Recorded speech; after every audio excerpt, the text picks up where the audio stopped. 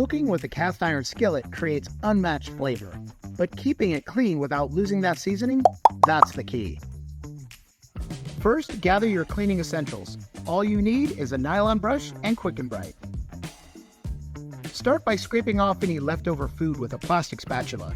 Avoid metal tools, they can damage the skillet's seasoning. Put hot water in the pan and a small amount of Quick and Brite and let it soak.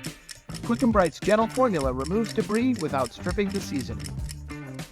Gently scrub in circular motions, allowing Quick and Brite to do all the hard work. Watch as the grease and grime disappear, leaving your skillet spotless.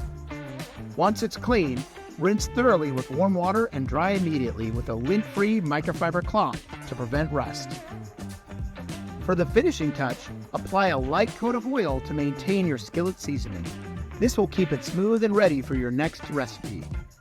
Quick and Brite, it's all you need to keep your cast iron skillet spotless and perfectly seasoned.